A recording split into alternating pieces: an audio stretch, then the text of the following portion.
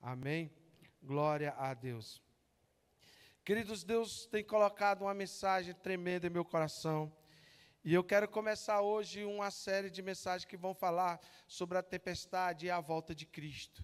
Porque todas as vezes que Cristo fala sobre a sua volta, Ele fala de tempos difíceis, tempos de dificuldade. E eu quero relacionar esses tempos difíceis com a volta de Cristo. Hoje eu não vou me aprofundar muito na volta de Cristo, eu quero apenas introduzir.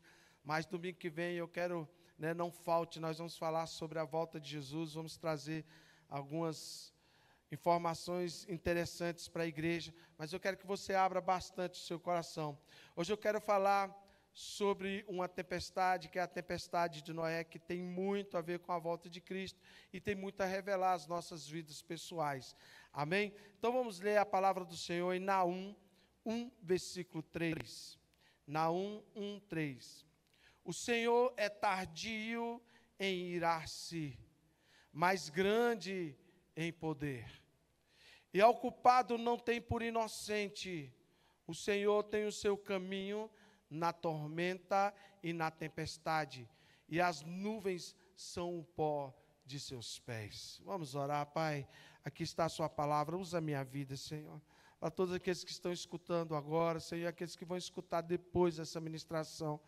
Fala, toca o coração de cada um, Senhor, para que possamos realmente entender, Senhor, a Tua palavra, as revelações, Senhor, que nos conduz à vitória. Por isso, Deus, eu me coloco diante de Ti, Senhor, então desse altar possa fluir rios de água viva. Desse altar possa fluir um rio, Senhor Jesus, que transforma, que ensina, Senhor, que corrige.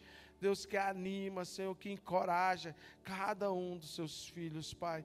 Então, usa a minha vida, Senhor, como vaso em Suas mãos, Senhor. Eu Te louvo e Te agradeço pela oportunidade de estar aqui, Senhor, em nome de Jesus. Amém. Aplauda o Senhor mais uma vez.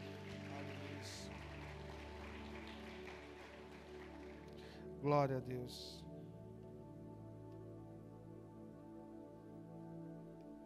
O profeta Naum, ele fala assim: o Senhor, Ele tarda em se irar. Então, ou seja, Deus tem uma paciência incrível. Mas Ele fala, em vez de você ficar olhando para a ira ou algo assim, você tem que entender que grande é o poder de Deus. Fala comigo, grande é o poder de Deus. Mais uma vez, fala com convicção, grande é o poder de Deus. E Deus realmente é poderoso.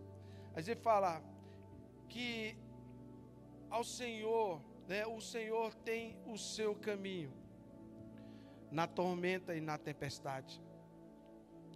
Isso fala muito aos nossos corações, porque Naum está falando que o caminho de Deus passa por alguns lugares, que é a tormenta e a tempestade. Isso tem que nos fazer parar, porque as nossas vidas, elas são marcadas por algumas tempestades, situações difíceis em nossas vidas. E as tempestades que acontecem em nossas vidas, nós temos que entender que nós temos duas opções: ser destruído por elas ou aprender a enfrentá-las. Se o caminho de Deus passa por lá, isso significa que as tempestades são passagem, é um tempo, não é um lugar de derrota, não é um lugar onde você vai ficar, não é um lugar para te destruir, é um lugar onde você vai encontrar proteção. Nós que somos filhos de Deus, se nós não colocarmos isso em nossos corações, certamente nós não conseguiremos enfrentar tempos difíceis em nossas vidas, ou em tempos difíceis do final dos tempos. Porque a Bíblia fala bem claro que nós vamos enfrentar tempos difíceis, serão dias maus, serão dias difíceis. Então, o que nos faz permanecer é o quanto nós vamos confiar, o tanto que nós aprendemos do Senhor. Então o caminho de Deus sempre vai passar. Por isso é necessário que nós possamos compreender todas as tempestades que nós passamos. Eu posso falar de 3 tempestades hoje, mas eu quero tentar me deter em uma. Eu vim disposto a falar da tempestade de Noé, a tempestade de Jonas e a tempestade que Jesus estava com os discípulos. Mas eu vou tentar nessa série de pregações relacionar a volta de Cristo a essas tempestades. Hoje eu quero me deter muito à tempestade de Noé. Porque quando nós estamos em uma tempestade, a primeira coisa que vem na sua cabeça, a primeira coisa que você procura quando você escuta um relâmpago, quando você vê a chuva chegando, o que é que você faz? Você procura um lugar seguro. Você vem para debaixo de uma cobertura, você procura um lugar onde essa tempestade não vai te alcançar, um lugar onde você vai se proteger. Então, quando nós olhamos para Noé, nós vemos Deus apontando para um lugar seguro. Deus está dizendo o seguinte: vai vir um dilúvio, vai vir a tempestade, mas eu vou te dar os desígnios, eu vou te dar o projeto, eu vou te dar o plano, eu vou direcionar a sua vida para que você encontre um lugar que vai te proteger, que vai te guardar da tempestade. Então, queridos, por isso é tão importante o nosso abrigo, o lugar onde nós estamos, as questões das nossas vidas. Porque se o seu lugar de abrigo, se a sabedoria que você tem, o conhecimento que você tem da palavra de Deus, ela não é suficiente, se seu abrigo é fraco, se seu abrigo não vai encontrar resistência para enfrentar as tempestades, então isso significa que você vai perecer quando as lutas vierem, quando as dificuldades vierem. Então isso é muito claro em nossas vidas, por isso é necessário nós aprendermos a respeito delas. Quando nós lemos Jesus falando uma parábola em Mateus 7, versículo 24, ele fala que o homem que escuta as suas palavras e pratica a palavra, ele é como um homem prudente que construiu o quê? Sua casa sobre a rocha. Ele, quando caiu a chuva, transbordaram os rios, sopraram os ventos contra aquela casa, ela não caiu. Mas ele diz, por quê? Porque ele tinha alicerce sobre a rocha, está no versículo 25. Mas no versículo 26, diz o seguinte: mas quem não ouve essas minhas palavras e não as pratica, é como um homem insensato, que construiu a sua casa o quê? Sobre a areia. Caiu a chuva, transbordaram os rios, sopraram os ventos e deram contra aquela casa, e ela caiu. E foi grande a sua queda. Versículo 28, quando Jesus acabou de dizer essas coisas, as multidões estavam maravilhadas com o seu ensino. 29, porque ele os ensinava como quem tem autoridade e não como os mestres da lei. Então eles entenderam que Cristo tinha autoridade no que estava falando. Mas você entende o que Jesus estava dizendo? Ele está falando o seguinte: que quando os ventos vierem, vão ter dois tipos de pessoas. E ele comparou essas pessoas com casa. Você vê que é o abrigo que protege essa pessoa. Ele não fala da pessoa em si, mas ele fala que construiu o seu abrigo, a sua casa, sobre a rocha. E o que é construir a casa sobre a rocha? É obedecer a palavra do Senhor. Aquele homem que escutou e obedeceu, praticou a palavra, ele aprendeu. E ele é como um homem que construiu o seu abrigo, fundamentado na rocha. Ele cavou tão fundo e chegou na rocha. Quando nós começamos a construir essa igreja, nós contratamos uma empresa, que ela faz um estudo de solo, sondagem do solo. Então ele vem com uma máquina, e essa máquina ela tem um peso, e eles vão colocando ferro ali, e aquele peso vai batendo naquele ferro, e eles vão enficando esse ferro no chão, e eles vão retirando o ferro, e vão colhendo a amostra do solo. Então eles vão colocando o ferro até chegar na rocha. Quando eles chegam na rocha, chegam no lugar duro, ele fala: o alicerce tem que ser dessa fundura, 6 metros, 8 metros, 10 metros, 15 metros, 16 metros. Por quê? Porque quando nós temos esse estudo, a gente sabe que os alicerces têm que ir naquela profundidade. Que se nós colocarmos o alicerce menos do que isso, vai rachar, vai cair, não vai estar do jeito que tem que ser. Então nós temos os estudos do solo, desse solo aqui. Então aqui em cima é uma profundidade, lá embaixo é outra profundidade. Lá embaixo foi quase 15 metros de profundidade. Teve que ultrapassar a areia, a argila, até chegar na rocha. Porque isso nos dá confiança e segurança de que o que nós vamos construir vai estar firme. Que quando vier a tempestade, ela não vai cair.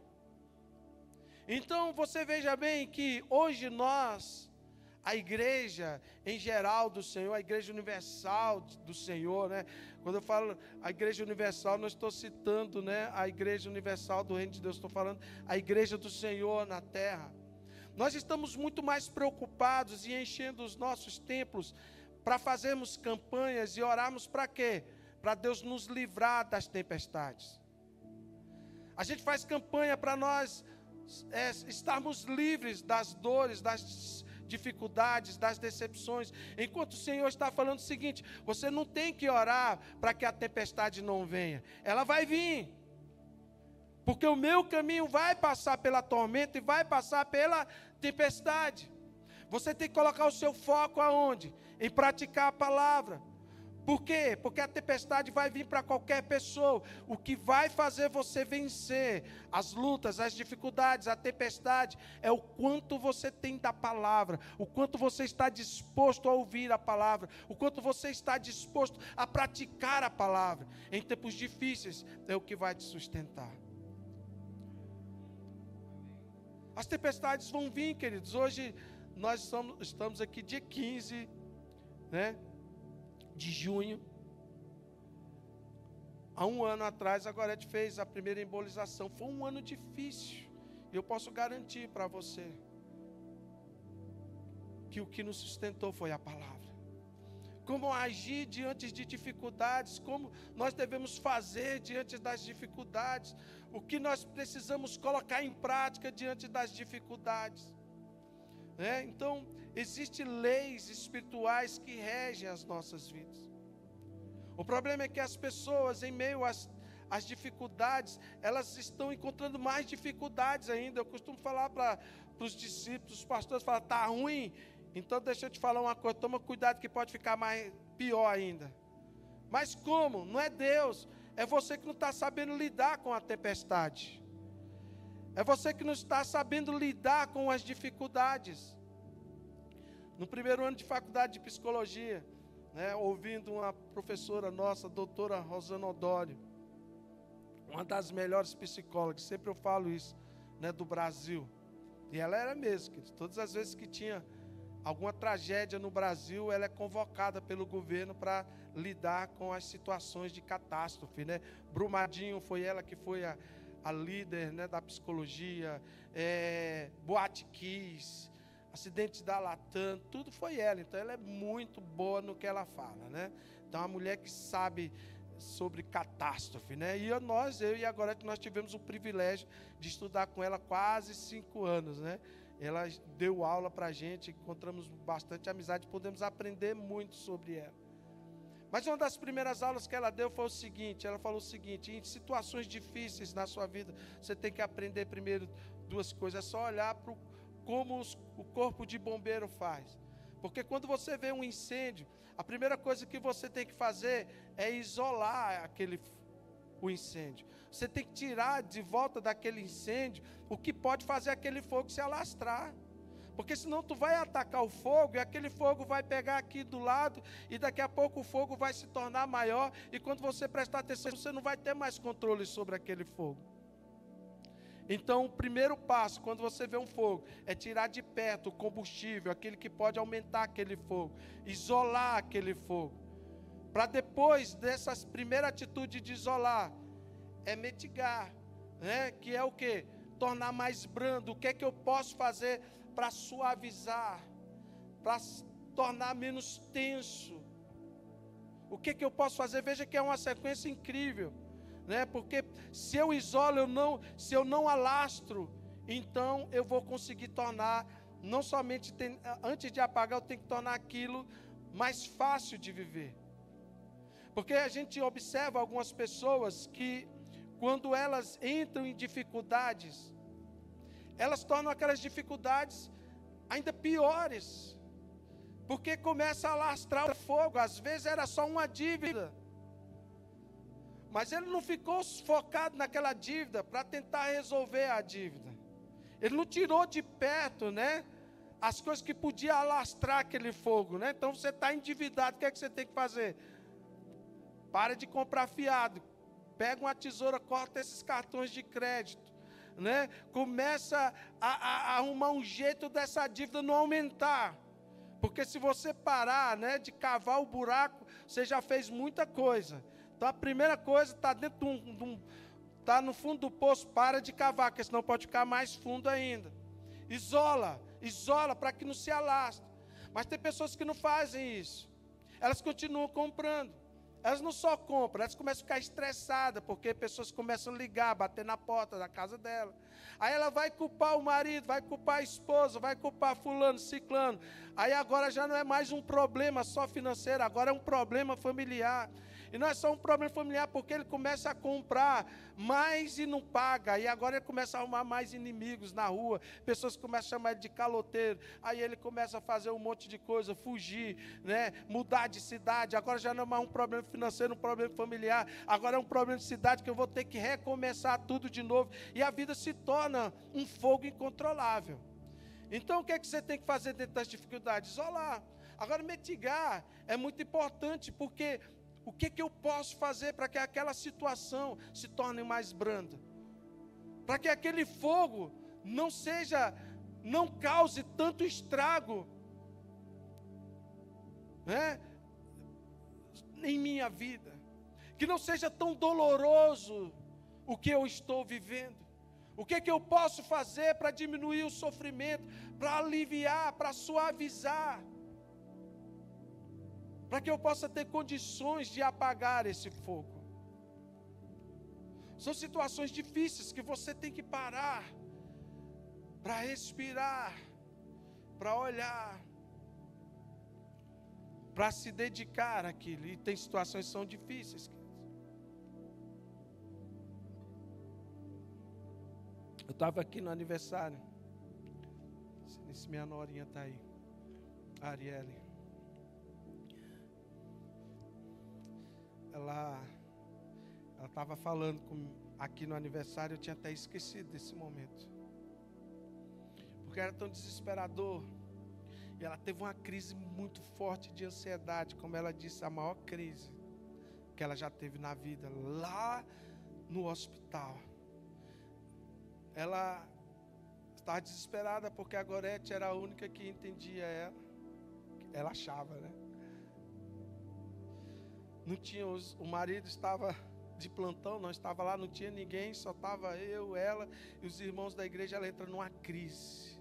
E foi uma crise muito horrível, porque faltou ar, o coração dela disparou, ela começou a querer desmaiar, ela estava fraca, não estava conseguindo andar. E quando eu vi aquela situação, realmente eu fui ajudá-la. O que eu não lembrava é que eu não tinha o que fazer. Eu olhei para ela e comecei a cantar para ela. E eu lembrei hoje da música que eu cantei para ela, né? E ali ela foi acalmando, né?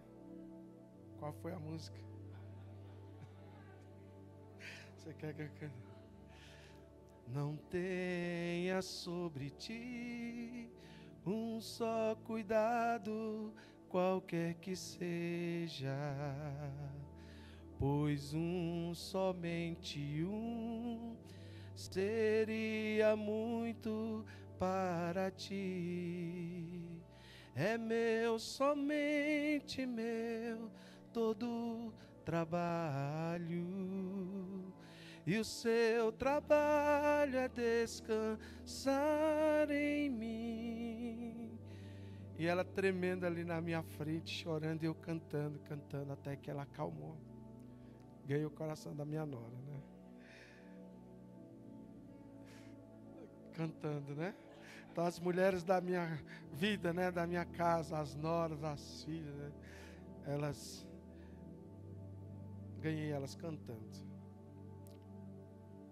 Mas a questão é o que fazer em meio às dificuldades, para mitigar as dificuldades das nossas vidas. Seja um cântico, seja uma palavra suave, seja um abraço, seja uma palavra de confiança, seja estar lá, seja realmente estar perto. Jesus, ele ficava muito indignado com situações difíceis na vida dele. Até anotei aqui Lucas 11, versículo 23, falou: cara, que se você não está comigo, não então você está contra mim. Se você não junta comigo, sabe o que você está fazendo? Você está espalhando. Jesus, em outras palavras, sabe o que ele está dizendo? Cara, eu estou juntando aqui, tu está espalhando. O que você está querendo caminhar comigo? Por que você não me ajuda, em vez de ficar fazendo o contrário? Você conhece alguém que às vezes está na igreja, de vez em ajudar, ele quer falar mal do pastor, ele quer falar mal da igreja, ele faz atrapalhar. A situação já está difícil, mas ele não quer mitigar, ele não quer resolver o problema. Porque o último foco é o quê? Vamos apagar, vamos resolver. Porque certamente tudo que acontece, de todas as formas, vai ter um impacto em nossas vidas.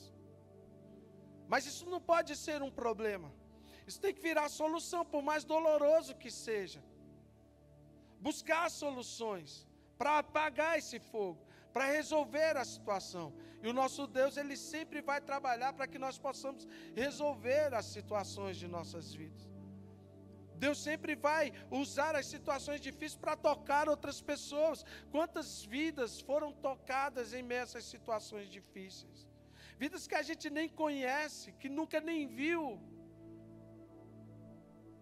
Agora, nesses dias, fomos comer um cachorro quente num lugar, o cara começa a chorar e falar, ela que é o milagre. Ele começa a dizer assim, eu orei por ela, sem saber, a gente ora todo dia. Cara, como é que pode? Deus levantar tantas pessoas que nem são crentes, mas Deus tocando tanta gente. Esses dias eu fui num restaurante, e aí eu peguei o prato, quando eu cheguei lá para pesar, um senhor, mais ou menos 60 anos, ele pega o prato para pesar e ele começa a chorar. Ele falou, eu preciso falar uma coisa para você. Eu falei, o que é que foi? Agora faz 2 semanas. E ele chorando, queridos. Ele falou assim, eu acompanhei tudo o que aconteceu com vocês.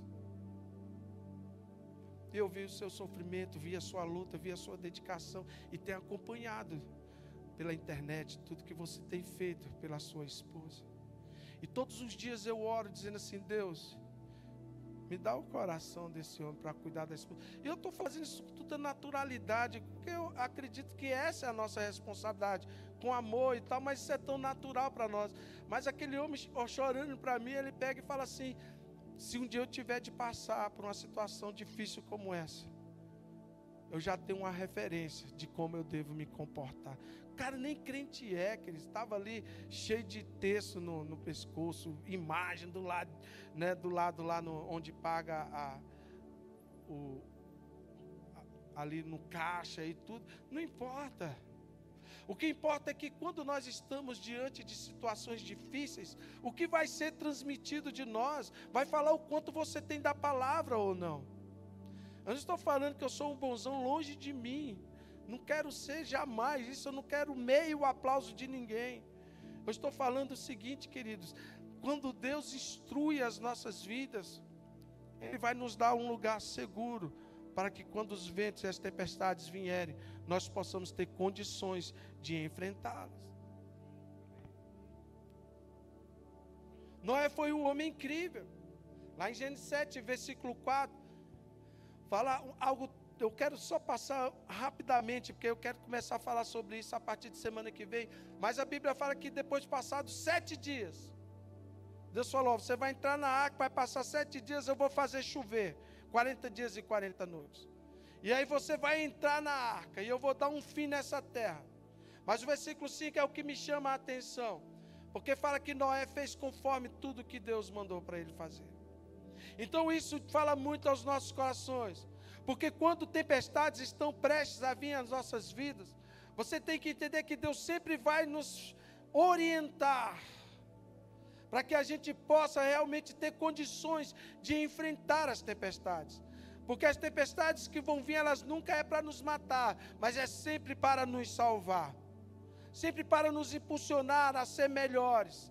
Sempre para nos impulsionar a ter um coração correto. Então, quando Deus resolve salvar Noé, Ele não livra Noé da tempestade, mas Deus deu um meio pelo qual Noé pudesse passar por aquela tempestade. Isso fala muito aos nossos corações, porque quando Deus olha para Noé ali no Gênesis 6, versículo 13, Deus fala, eu resolvi dar um fim. A terra está difícil o negócio. Está cheio de violência. Os homens estão complicados. Quem concorda que está difícil a situação? Então nós podemos apontar que Deus, Ele tem algo para fazer esse tempo, que Ele quer nos salvar. Ele não quer nos punir. Essa tempestade que está prestes a vir ao mundo, não somente as que vêm particular para nós, mas as que vão acontecer do lado de fora, nós já temos livramento. Deus tem nos dado o caminho, como Ele falou aqui para Noé, faz uma arca, no versículo 14. Desse jeito, você vai fazer assim, você vai calafetar, você vai pegar as árvores ali, você vai colocar betume por dentro e por fora. Deus dá ali todos os desígnios. Lá no versículo 18, Ele vai falar o seguinte: e eu vou fazer uma aliança contigo. E essa aliança, você vai entrar na arca, você, seus filhos, a sua mulher, as mulheres do seu filho. E aí o versículo 22, e assim fez Noé, consoante a tudo que Deus ordenara. Então, quando a gente observa para a vida de Noé, nós vemos um homem extremamente obediente. Tudo que Deus mandava ele fazer, ele faria, ele fazia. Por quê? Porque ele sabia que viria uma tempestade. Queridos, então, tem tantas coisas que acontecem em nossas vidas que não tem nem explicação. Eu estava ouvindo ali o testemunho da Paloma, que testemunho tremendo. A Paloma passou a mesma coisa que a pastora Gorete passou, até pior, porque dela foi uma cirurgia de tumor. Mas quem diria que naquele banheiro, caída no chão, tendo uma crise convulsiva, a pastora Gorete atendendo ela ali, orando por ela, buscando um milagre ali no chão, uma situação horrível de tristeza, de tempestades, ia virar um testemunho de milagre. E quem diria que agora ia passar pela mesma coisa que ela passou?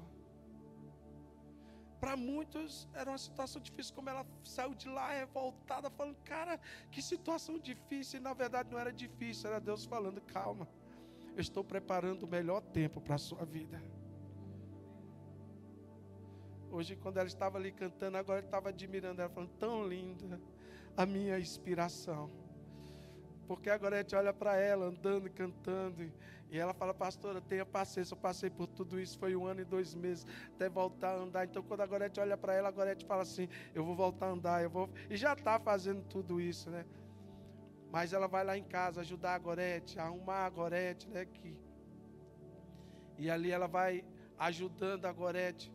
E é tão bom quando a gente entende que tem tempestades em nossas vidas, que se nós obedecermos à voz do Senhor, Ele vai fazendo os milagres. Ele vai pegar o tumor e vai necrosar ali, falar, calma. E o médico vai olhar e vai falar, não entendo nada. Aí vem a outra, dá um nó na cabeça de todos os médicos. 98% de chance de óbito e 2% de vida, não é nem sobrevida, é vegetação. A mulher anda, a mulher fala, a mesma inteligência, não perdeu nada de memória, sem sequela, se recuperando. São tempestades que acontecem, mas nós temos que saber, se nós obedecermos à palavra do Senhor, Ele vai nos livrar de todas elas.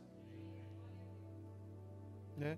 São tantos testemunhos, por exemplo, tem uma coisa que aconteceu hoje comigo, eu fiquei tão feliz, né? Porque para você parece que pode ser uma coisa pequena, mas hoje eu dormi a noite todinha, né?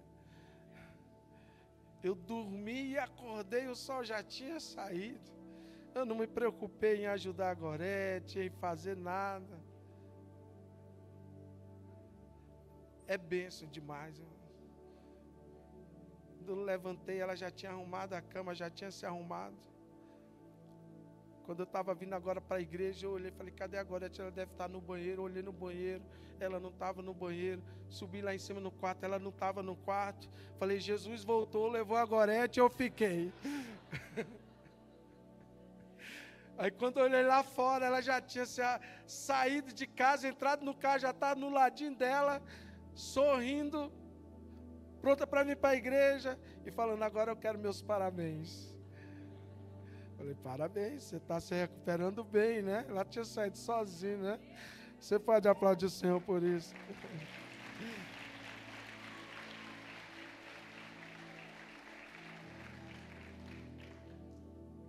Um ano. Eu posso falar para você de todas as noites que eu levantei para ajudá-la. Sem vergonha nenhuma, quantas vezes eu levantava para trocar fralda, para fazer um monte de coisas. Parecem coisas pequenas, mas quando nós fazemos conforme o Senhor nos ordena, Ele vai nos dar o abrigo certo. E a Bíblia fala que Noé, em Gênesis 8, versículo 1, que lembrou o Deus de Noé e de todos os animais, e Deus fez soprar um vento, e as águas baixaram. Queridos, a tempestade, ela acontece, mas vai chegar uma hora em que as águas vão baixar. As águas vão baixar. E aí, você começa a observar toda a bondade de Deus diante de todas as dificuldades. Porque a questão não seria eu pensar assim, por que eu estou passando por isso? Por que Deus fez isso? Eu era missionário, sou missionário, dediquei minha juventude tudo para a obra de Deus. Olha o que está passando. Eu não posso pensar assim. A maneira certa de pensar é o seguinte: eu ia passar por isso.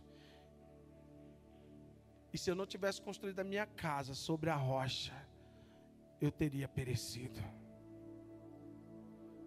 Mas porque eu obedeci ao Senhor, Deus me deu as condições certas de quando o vento soprou, a minha casa não caiu. O segredo está no abrigo. O segredo está na construção da casa. O segredo está no que você está fazendo. Noé, ele foi um homem que andou diferente da sua geração, diferente de tudo. Queridos, a história de Noé é uma história muito grande. Jesus, ele quando começa a falar da sua volta lá em Mateus 24, eu não quero me deter muito em Mateus 24, porque faz parte da nossa pregação a partir de semana que vem. Mas no versículo 5 ele fala, olha, nos últimos dias, muitos vão vir em meu nome, vão dizer que eu sou o Cristo e vão enganar muitos. Versículo 6, vocês vão ouvir sobre guerra, rumores de guerra. Igual nós estamos ouvindo. Israel atacando o Irã. Agora os Estados Unidos entrou na parada. A Rússia também já está entrando na parada. É míssil para lá, é míssil para cá. Fica tranquilo, o Brasil está de boa. Nós apenas estamos sendo roubados, né? Mas tem São João aí, Santo Antônio, para a gente dançar à vontade, né? E ele fala, não se assuste, porque isso é mistério que tudo isso aconteça. Mas deixa eu te falar, ainda não é o fim. Porque levantarão nação contra nação. Eu vou falar tudo isso. Mas, versículo 8, mas todas essas coisas é o princípio de muitas dores. O que nos faz livrar das dores, das tempestades, queridos? A palavra. O que mais o diabo tem feito? Separado a igreja das palavras de Deus. As pessoas cada vez menos têm vivido a palavra de Deus. É por isso que surgem muitos falsos profetas, que vão enganar muitos. No versículo 12 fala, vai se multiplicar a iniquidade. Vão surgir muitos falsos profetas. Mas ele diz lá no versículo 32, mas deixa eu falar uma parábola da figueira para vocês. Quando os seus ramos se tornarem inteiros e brotam folhas, vocês começam a saber que está chegando o verão, não é verdade? Igualmente, quando vocês ouvirem todas essas coisas, é porque vocês precisam saber que está chegando o tempo do fim. Jesus está à porta.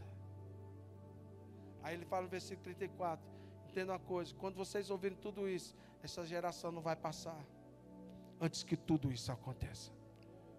A nossa geração não passa, se nós estamos ouvindo, então tudo vai acontecer. Agora, no que é que eu quero me deter? Porque no versículo 37, o Senhor fala o seguinte: vocês precisam observar os dias de Noé. Foi desse jeito.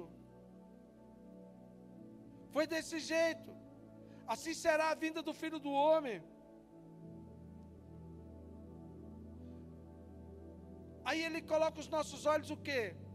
Observa os dias anteriores ao dilúvio.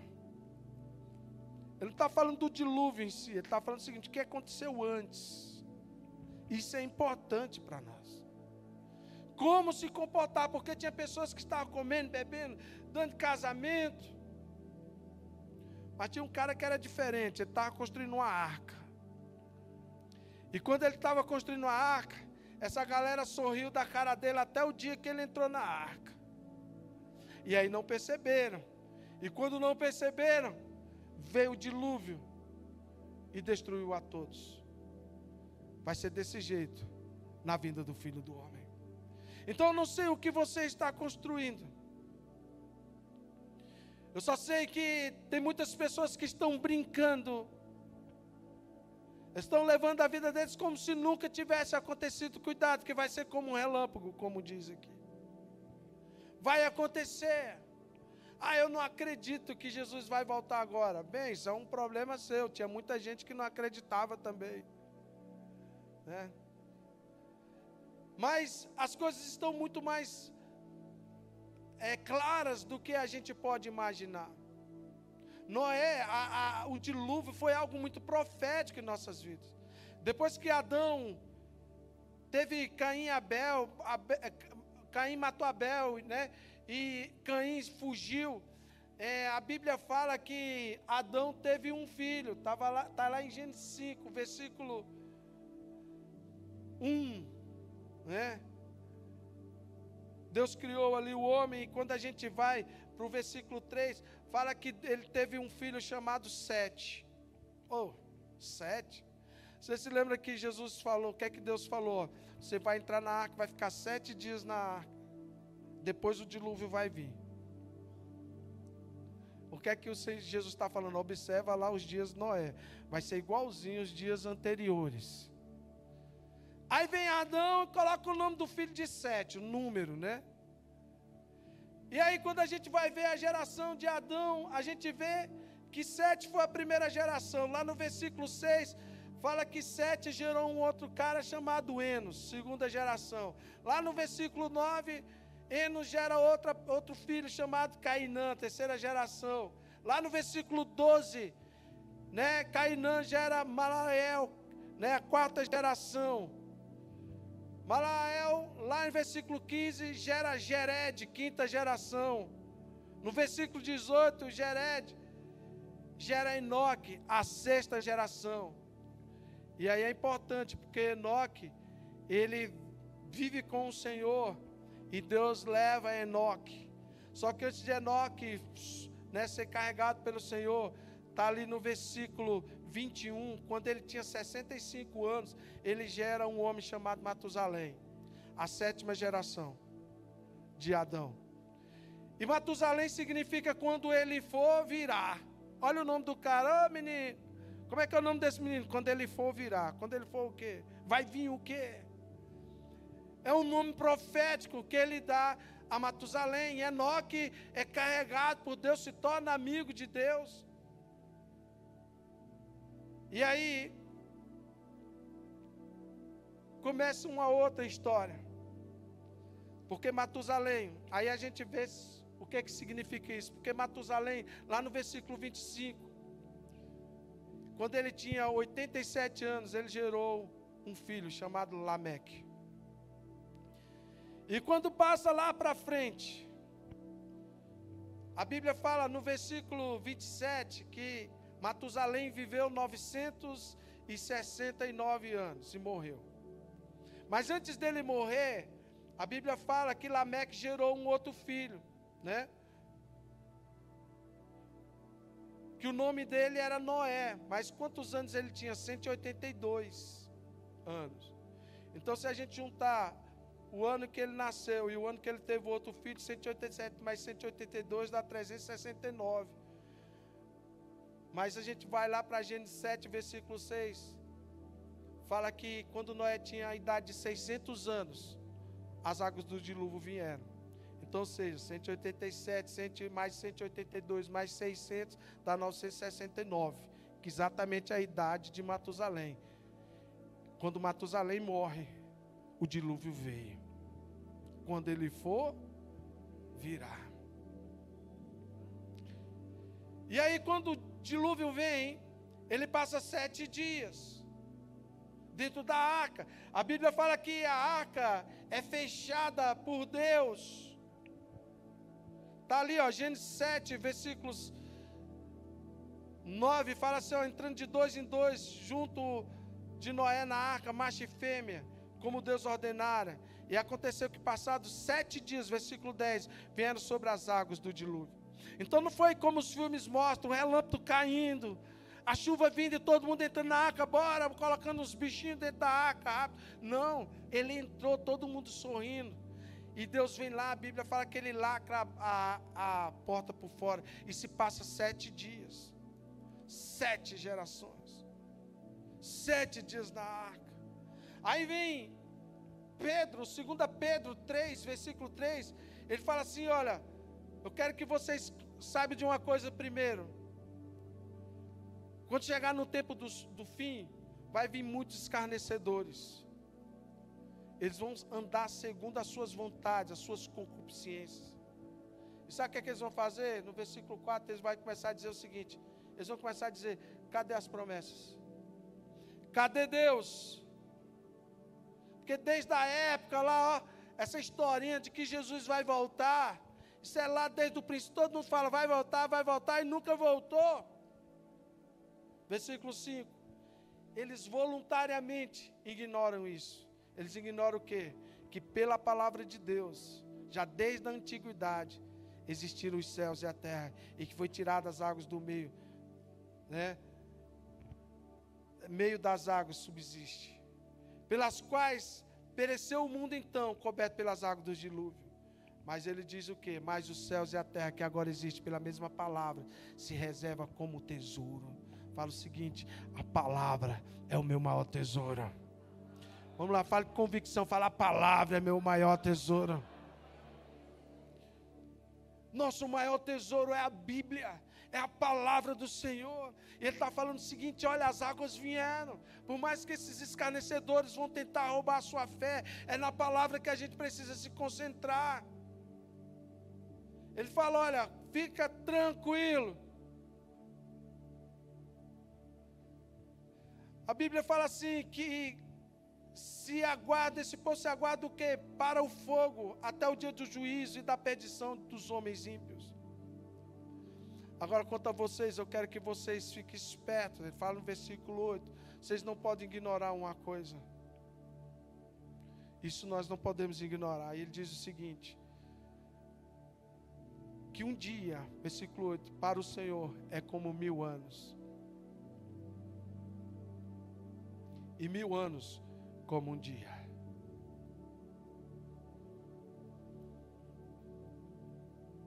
Versículo 9, o Senhor não tardará a sua promessa, ainda que alguns tenham por tardia, mas é longânimo para conosco, quando queremos que alguns se percam, senão que todos venham a arrepender-se.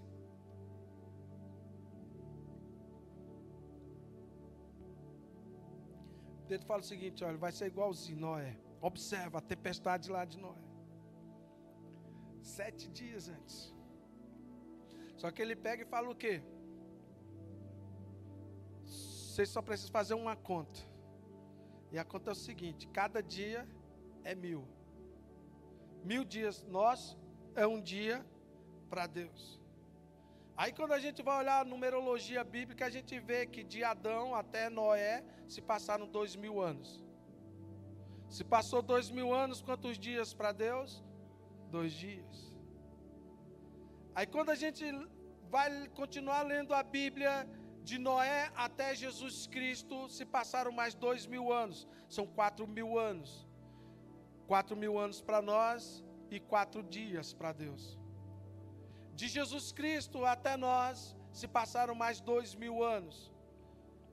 Então, para nós 6.000 anos, para Deus 6 dias. Só que em 2001 para frente nós entramos no 7º dia de Deus. E como o dilúvio aconteceu no 7º dia, a gente crê que tudo que vai acontecer também é no 7º dia. Nós estamos vivendo o 7º dia de Deus. Então nós não podemos de forma nenhuma brincar com tudo que nós estamos vendo, porque a Bíblia não mente. Os sinais estão claros, as provas estão aí. Domingo nós vamos trazer muitas coisas de entendimento dos irmãos para entender que Jesus está às portas. Bem, mas não é sobre isso que eu quero falar hoje. Isso deixa para domingo que vem. Porque eu já estou vendo gente assustada, querendo, não, pastor, faz o apelo aí que eu quero voltar para Jesus hoje. Eu estava meio assim, perdido, né?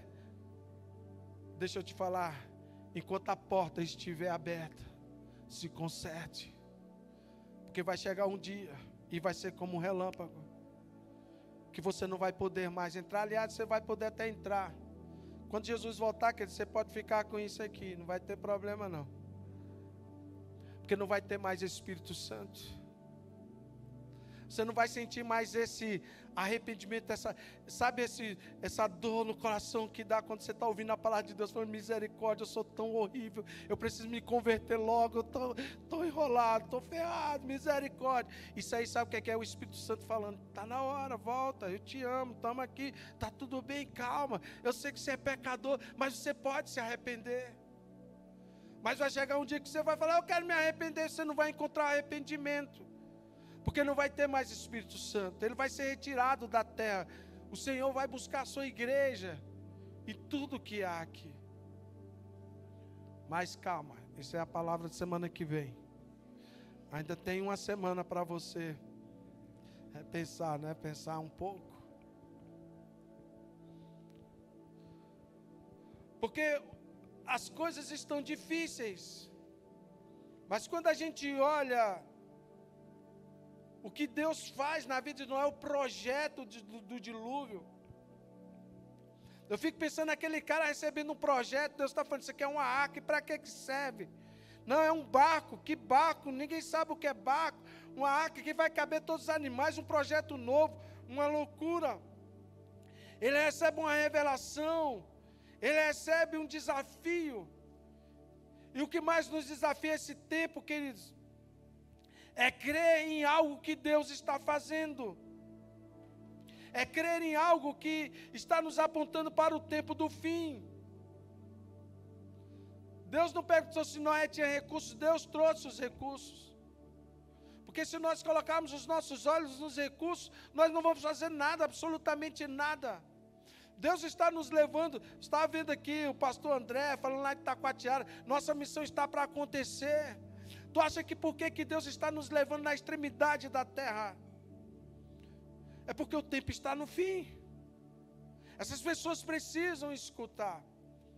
Eu tenho uma imagem, depois eu vou mostrar para a igreja, não hoje, de um cacique falando, vem para cá, pastor. São quase 70 etnias dos Itucunas, falando dos jovens aqui estão se suicidando. Nossos índios jovens estão se embriagando nas drogas. Nós precisamos de ajuda. E eu sei que a igreja pode vir aqui falar conosco. Aí Deus vai nos levar. Mas tem gente que acha que as missões estão acontecendo porque é bonitinho. Não é porque é bonitinho. É porque o Senhor tem um chamado para você. Agora você fique esperto. Porque na hora da colheita, Ele vai saber quem é o bonitinho da história.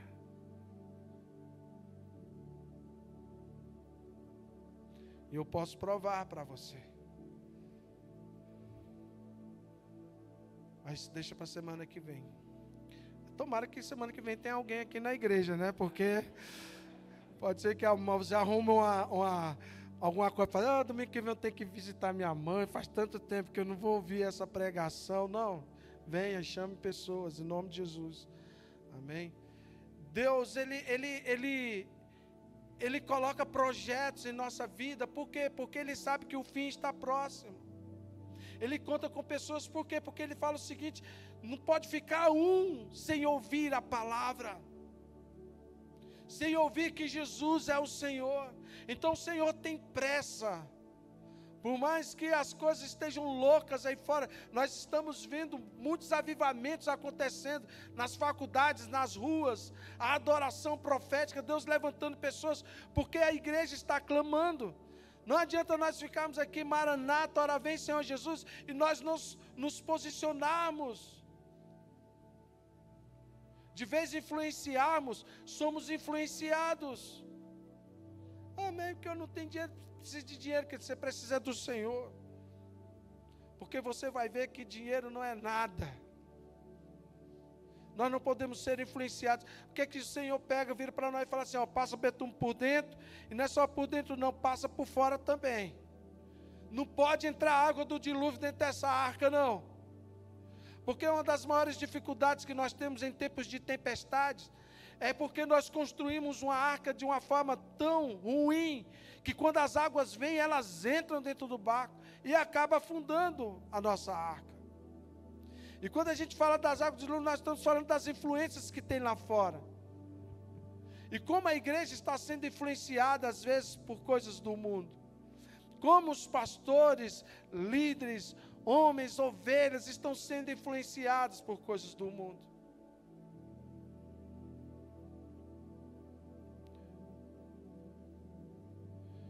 Esses dias eu estava na internet e tinha um pastor lá fazendo uma tatuagem. Ele estava fazendo tatuagem e ele estava dando versículos bíblicos que não tinha nada a ver fazer tatuagem, e que as pessoas que pregam contra isso, retrógrada e tal, e não sei o que, não sei o que, não sei o que mais lá.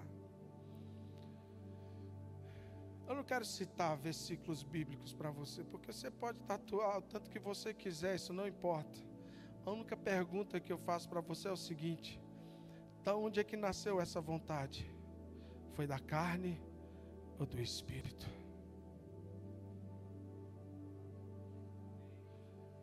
Porque o que é da carne é carne, o que é do Espírito é Espírito. Por que você está tão interessado em fazer essas coisas?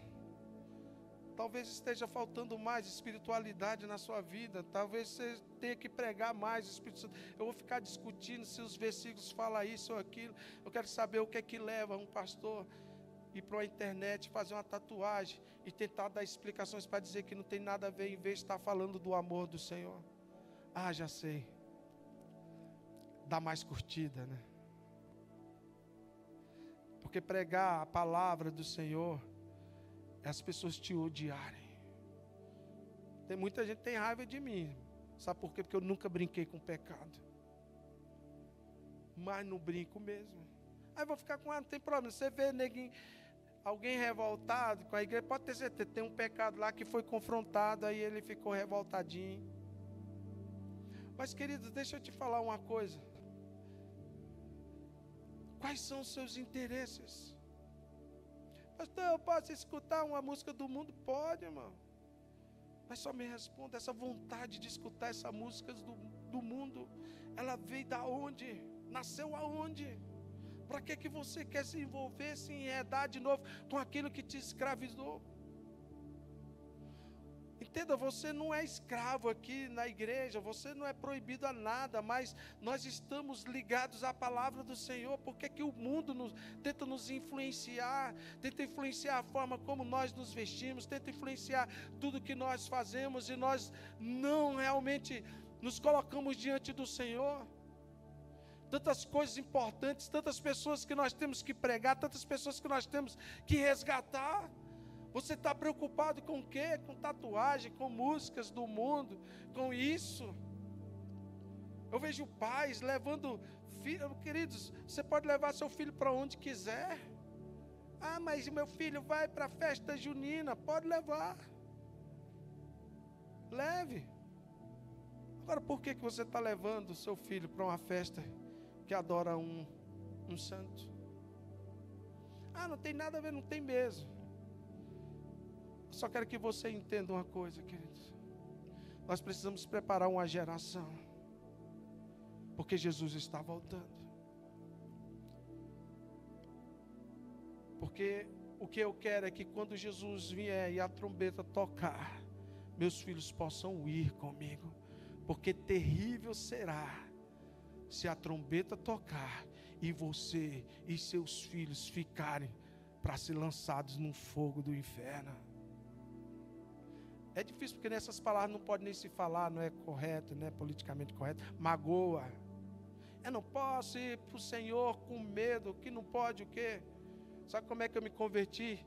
Em 1986, eu fui na igreja, um pastor louco inventou de botar um filme, Inferno em Chamas. Não tinha nem... Ele botou uma... Era uma coisa que rodava assim, ele mesmo rodava, coisa, e jogava aquela imagem, e aparecia um coral cantando, e o fogo atrás, apareceu o capeta lá.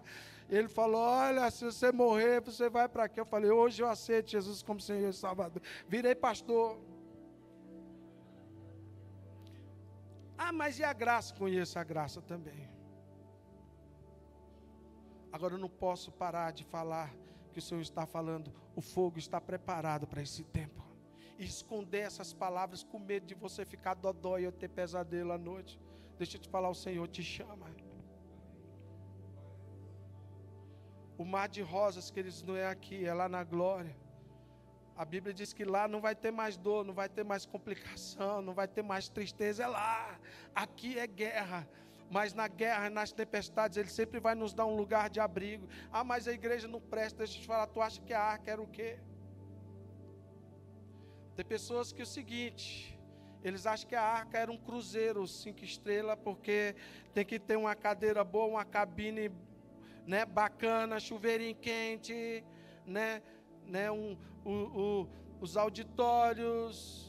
brother, lá dentro e tal, comida, aí é a arca. Não, meu irmão, a arca era um lugar de madeira, cheio de bicho cagando e mijando o dia inteiro, durante um ano, fedia.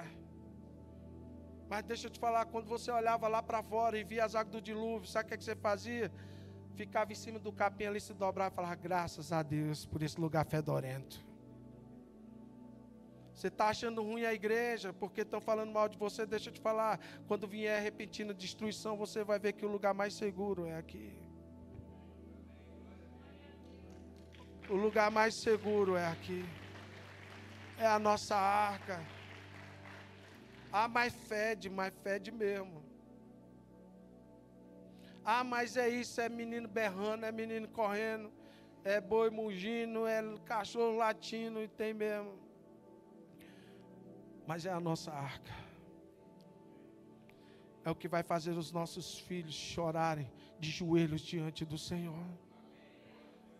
Não é lá na festa junina, não é lá no mundo, não é lá querendo fazer os nossos filhos ficarem comendo de 2 fontes do reino de Deus. Não, meu irmão. Tem que ser radical. Eu sempre ensinei meus filhos assim. Talvez você queira os meus resultados, ver minha família todinha aqui, mas eu sempre ensinei meus filhos a ser radical. Às vezes, mas você exagerou, eu exagerei nada. Uma vez o Esdras, o bichinho era pequenininho, entrou na aula de judô na escola, e passou, na segunda aula o professor mandou me chamar, chamou eu e a Gorete lá, e eu achando, meu Deus do céu, aconteceu alguma coisa. O professor chegou lá, o Esdras estava assim, ele falou, olha, quero que você corrija seu filho, porque nós temos aquela imagem ali um japonês lá, tinha lá, chinês lá, e antes de começar a aula, todo mundo tem que se dobrar diante dessa imagem, como reverência e tal, e seu filho falou que não se dobrava diante de mortos. E o Edson tinha 6 anos, e o Edson falou, e eu não me dobro mesmo, né? Ele cresceu quando a gente chegou lá, e eu falei, não se dobra mesmo. Mas como é que a gente vai fazer? Eu falei, por que ele tem que se dobrar? E aí, conversa vai, conversa vem, deixaram ele fazer o judô dele. E eu ia para lá só para olhar a cara do Esdras, porque quando os alunos entravam em fileira, todo mundo se dobrava e ele ficava em pé. Ele fazia assim para mim. Eu falei, Falei, é isso aí. Ah, o Senhor é radical, retrógrado, eu sou tudo isso. Deixa a minha arca fedorenta comigo. Porque eu sei que quando vier um dilúvio, como veio sobre nossas vidas, eles vão estar orando com fé comigo, juntos, acreditando, vendo os milagres de Deus, vendo o agir de Deus. Ah, mas se eu for radical, fui mesmo. Teve uma vez que eu estava no shopping com a Gorete, e a gente vendo eles lá, e estava ali os meninos começaram a chorar, porque o Wesley, pequenininho, começou a falar para os meninos, olhar para os doentes que estavam enfeitados para o Natal. Falei, isso é tudo demônio. Meu pai falou para mim. Aquele Papai Noel ali é mentira. Aquele é um velho, está lá e tudo. Falei, vem cá, menino, para com isso. Ele, não, mas é verdade. Aí ele chegou para mim e falou assim, pai, eu sei que o Papai Noel é mentira, mas a balinha que ele está dando lá é verdade. Eu posso pegar? Eu falei, vai lá pegar.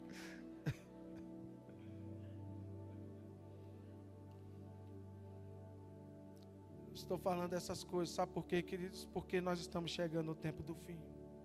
Quando eu vejo a ideia das meninas, a fantástica fábrica, né, dos frutos do Espírito, deu até vontade de fazer EBF, né?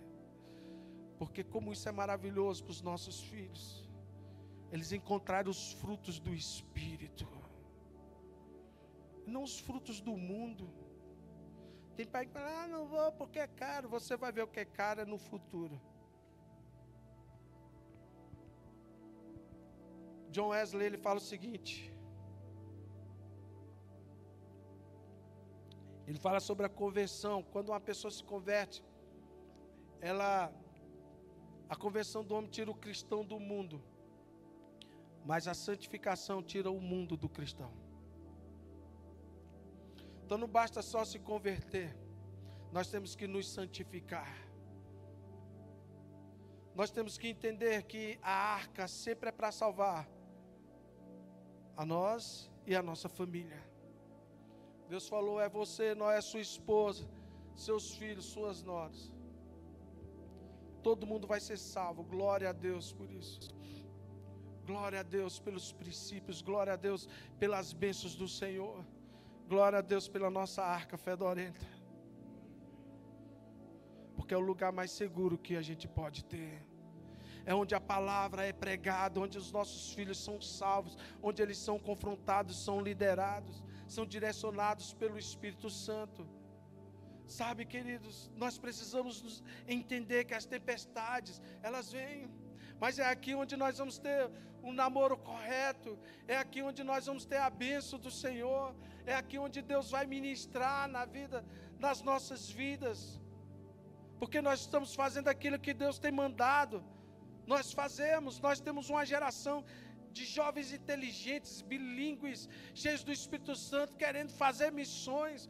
Deus estava sempre preparando essa igreja para esse tempo agora. Nós temos homens, mulheres na igreja, mãos habilidosas, que sabem construir, sabem fabricar, sabem fazer. Sabe por quê? Porque o tempo está chegando, o tempo do fim. O Senhor conta conosco. As tempestades, elas vão passar, mas nós precisamos ficar atentos à palavra. A palavra é que nos livra. O que vai nos livrar do dilúvio, queridos, é a arca. Mas tem muitas pessoas que por revolta estão destruindo a sua arca. E se esquece de que Deus é que fecha a porta por fora.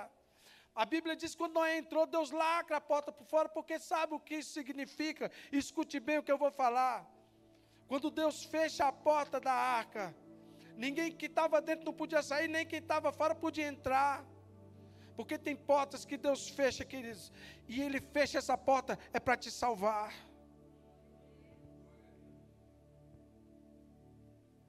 Porque se Deus tivesse dado a chave da porta para Noé, talvez Noé tivesse, na hora que o dilúvio começou, ele ia abrir a porta para colocar mais um, mais dois, mais três para dentro.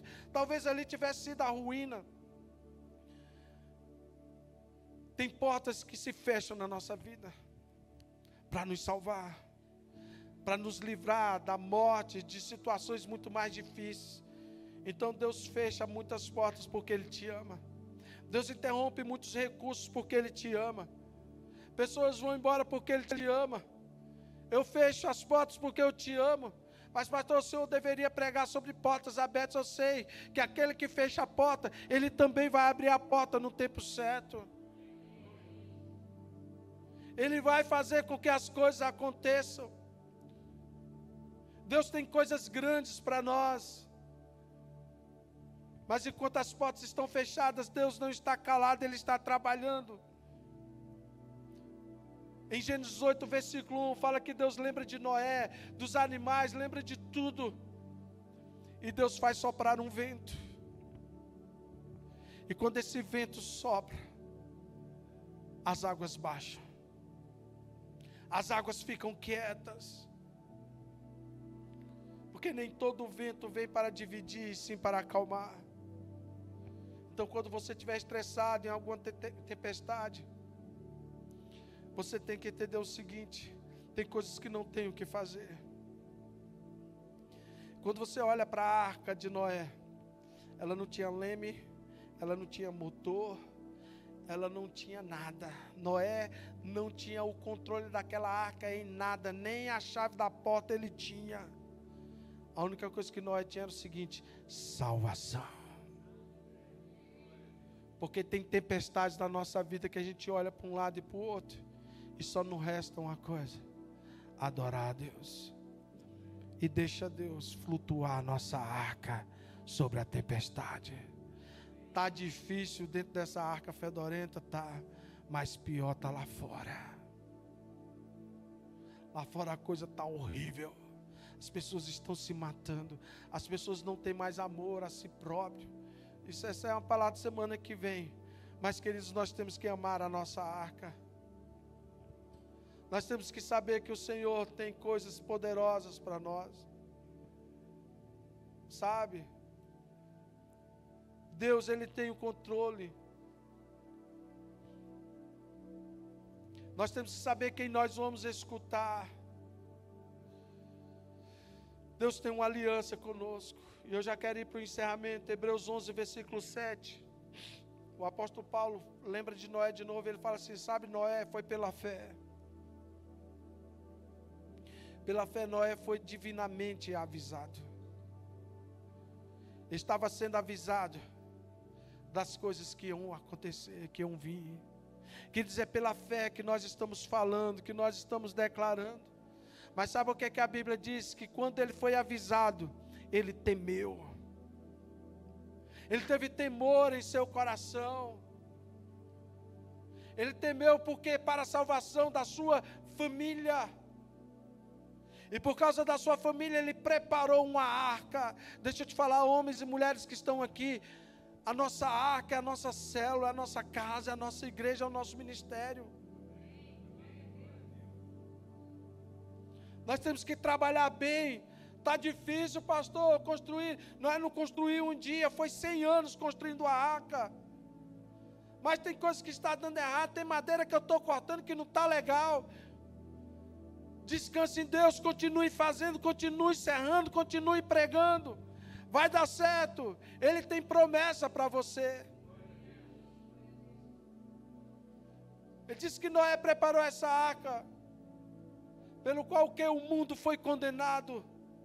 Mas Noé foi feito herdeiro da justiça, que é pela fé, a justiça que é do Filho de Deus, é a graça que vem sobre nossas vidas. Deus vai ter misericórdia de cada um de nós. Nós temos que continuar trabalhando, construindo, queridos. Mas está tão difícil, pastor. Não fale coisas difíceis para mim, porque nunca foram fáceis para mim. Lembre-se que a diferença está o quanto você tem da palavra em você, o quanto você obedece à palavra. Isso vai diferenciar como você vai passar pela tempestade. Então não esteja aqui querendo se livrar da tempestade. Esteja aqui para aprender da palavra, para vencer cada tempestade. Essa provação vai passar, queridos. Quando as águas baixaram, nós estávamos tão agoniados, 1 ano ali, navegando. Ele pega um corvo, ele abre a janela, ele joga o corvo voa e volta. Toda vez que o corvo voltava, ele sabia que o corvo não tinha encontrado terra firme. Talvez no coração de Noé, ele falava: será que eu vou ter que viver dentro dessa arca fedorenta o tempo inteiro? O tempo do corvo fala que, quando esse corvo volta, está falando que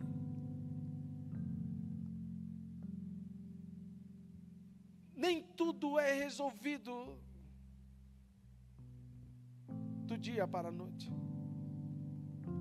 Existe o tempo certo das águas baixarem.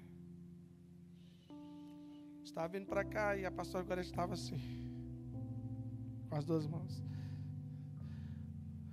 As mãos dormentes. Sempre esteve dormente, desde quando ela saiu do hospital. E ela falava assim: será que um dia eu vou ficar sentada com as mãos dormentes? Eu falei: claro que vai. Há tempo para tudo. Lembra que era para você estar vegetando. O que é uma mão dormente?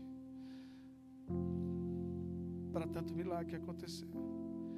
Nosso Deus vai continuar trabalhando. Vamos continuar jogando o nosso corvo. Ele vai voltar. Mas vai chegar o dia da pomba, que a gente vai jogar a pomba, e ela vai voltar com um ramo no seu bico, dizendo: as águas estão baixando. Você vai conseguir correr. Você vai conseguir sair de casa sozinho, e quando olhar, você vai estar dentro do carro. Para quem eu celebrei, vocês viram? Eu celebrei ela dar 2 passos. Eu contei quando ela dava 5 passos. Eu contei quando ela deu 50 passos. Eu abracei, eu vibrei. Vai chegar o tempo que você vai jogar a pomba, e você vai ter esperança que as águas vão baixar. Mas sabe o que é que você tem que estar preparado?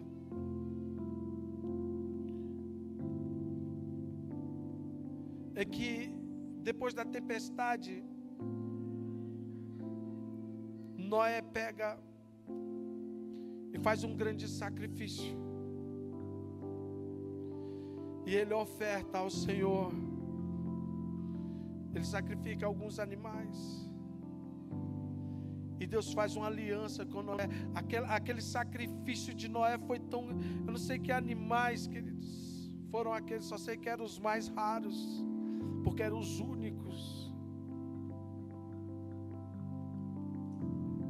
Essa oferta foi tão grande diante do Senhor, que a Bíblia diz que subiu às narinas do Senhor como cheiro suave. E quando Deus cheirou aquela oferta, Deus falou: ah, Noé, eu vou fazer uma aliança contigo, nunca mais vou destruir a terra com água. As águas do dilúvio nunca vão vir mais, eu faço essa aliança contigo. Deus coloca o arco-íris no céu e diz: essa é a marca da nossa aliança. A gente tem que estar disposto a ouvir a palavra e a cada tempestade se aliançar com o Senhor. Temos aliança com aquele que nos protegeu, com aquele que guardou a nossa família, com aquele que é Senhor das nossas vidas. Eu não sei quais são as lutas que você está enfrentando, mas uma coisa eu sei: vai passar. Vai passar. Continua jogando o corvo. Continua jogando a pomba. Que você vai ver que Ele vai fazer esse grande milagre.